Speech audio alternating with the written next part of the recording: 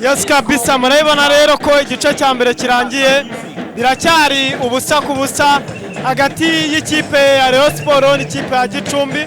Murabona rero abafana baricaye baratuje, tugiye kugenda turebe ko byuze twavugishamo n'abafana babiri batubwire ahantu bari kubona biri gupfira, batubwire niba bagifite icyizere cy'uko bashobora kubona amanota 3 y'uyu munsi.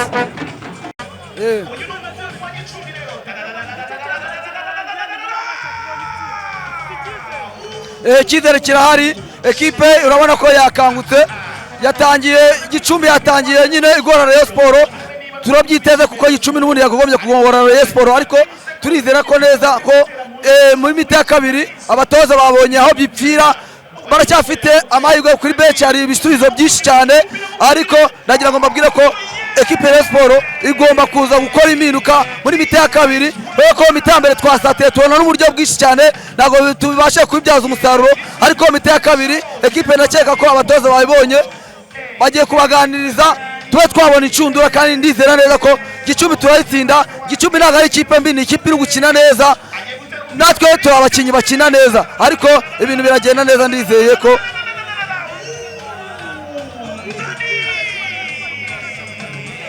urakoze cyane.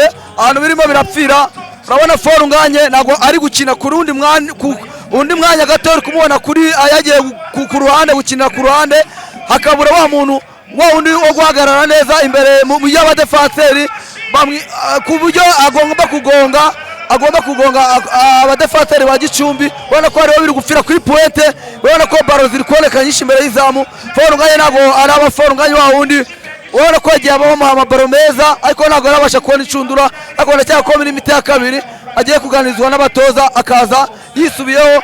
Biri gupfira kuri ataka kuko imbere y'izamu baro irahagera inshuro nyinshi cyane, imipira gucara cyane imbere y'izamu, ukabara umuntu udepoza mu izamu, ariko Rayon Sport nta kibazo, imikipe imeze neza muri make muri rusange.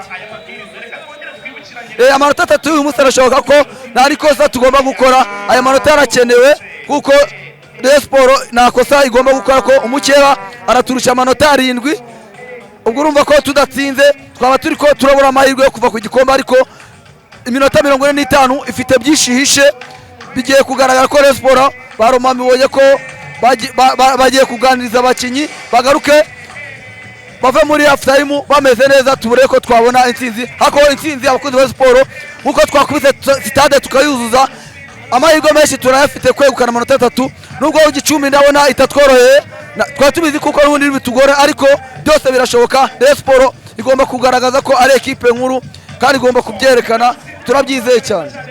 Yes kabisa, murabibona rero turi kumwe n'abakunzi ba Rayon Sport, reka tubabaza niba koko bagifite icyizere cy'uko iyi kipe iri bubone amanota 3 y'uyu munsi. Urabona ikipe harashize iminsi mike ikipe itari kumwe, ariko ngiye ndabona kinyameze nk'aho bakiri muri international break, wenda tugize icya cyambere kitari cyiza kitadushimishije.